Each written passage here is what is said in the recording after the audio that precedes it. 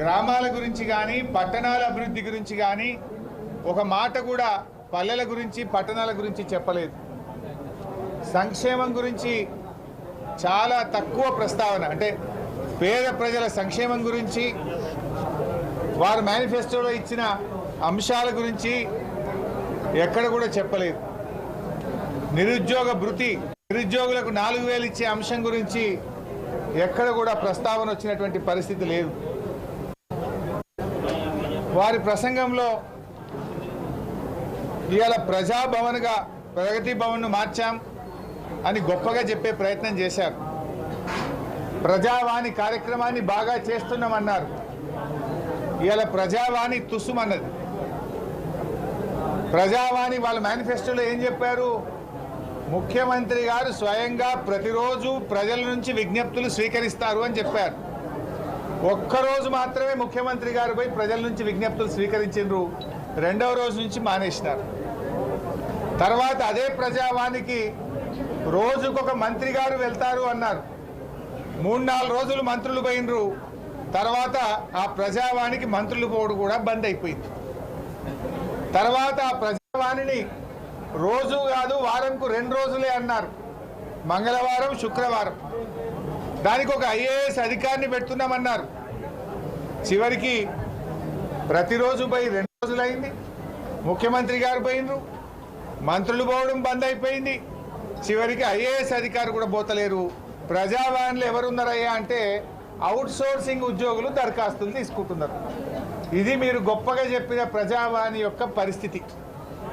గతంలో మా ప్రభుత్వం ఉన్నప్పుడు జిల్లా కలెక్టర్, జిల్లా అధికారులందరూ కూడా కలెక్టరేట్లో కూర్చొని ప్రజావాణి దరఖాస్తులు తీసుకొని ఎప్పటికప్పుడు పరిష్కరించే పద్ధతి ఉండేది.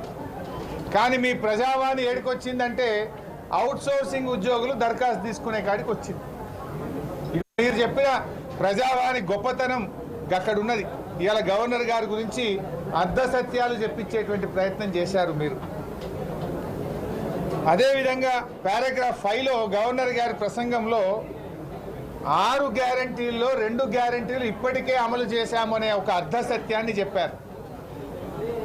6 గ్యారంటీల్లో ఉన్నాయి 13. అందులో ఏం చెప్పారు గవర్నర్ గారి చేత?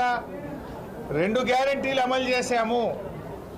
ఒకటి మహిళలకు ఉచిత బస్సు ప్రయాణం అని చెప్పారు. ఇది మహాలక్ష్మి కింద 3 ఒకటి మాత్రమే మహిళలకు ఉచిత బస్సు ప్రయాణం. 6 గ్యారంటీల్లో ఒకటి మహాలక్ష్మి. మహాలక్ష్మిలో ఏమున్నాయి? 500 రూపాయల గ్యాస్ సిలిండరు, మహిళలకు 2500 రూపాయలు, మహిళలకు ఉచిత బస్సు. ఈ 3 అమలు చేస్తే ఒక గ్యారంటీ అమలైనట్టు లెక్క. కానీ 3లో ఒకటి మాత్రమే చేసి ఒక గ్యారంటీ అమలైందనేటువంటి ఒక అర్ధ సత్యాన్ని గవర్నర్ చేత పలికించడం ఇది చాలా దురదృష్టకరం. ఈ యొక్క శాసనసభ ప్రతిష్టను, గవర్నర్ గారి ప్రతిష్టను దిగజార్చే విధంగా ఈ ప్రసంగాన్ని తయారు చేశారు. ఈజ్ ఇట్ నాట్ ఏ లై? మీరు మహాలక్ష్మి కింద 3 చెప్పారు, ఒకటి మాత్రమే చేసి ఒక గ్యారంటీ అయిపోయింది అనడం అనేటువంటి ఒక అర్ధ సత్యాన్ని గవర్నర్ గారి చేత చెప్పించారు. 2 గ్యారంటీలు అమలు చేశామని చెప్పారు. ఒకటేమో అర్ధ సత్యం, రెండవది ఆరోగ్యశ్రీ. దాని గురించి గవర్నర్ గారి ప్రసంగంలో నామమాత్ర ప్రస్తావన కూడా లేదు. అంటే దాని అమలు లోపభూయిష్టంగా ఉంది. 10 లక్షల రూపాయలకు ఆరోగ్యశ్రీ పెంచడం అనేది దాని అమలులో అది లోపభూయిష్టంగా ఉన్నది. అందువల్ల దాని గురించి గవర్నర్ గారి చేత ఒక్క మాట కూడా తన ప్రసంగంలో చెప్పించలేదు. అంటేనే దాని అమలు సరిగ్గా లేదని మీరే చెప్పకనే చెప్పారు. మరి నిర్దిష్ట సమయంలో 6 గ్యారంటీలు అమలు చేస్తామన్నారు. గౌరవనీయులైనటువంటి ముఖ్యమంత్రి గారు ఆ రోజు ఎన్నికల ప్రసంగంలో డిసెంబర్ 9వ తేదీ నాడు నేను ముఖ్యమంత్రిగా బాధ్యతలు చేపడతా,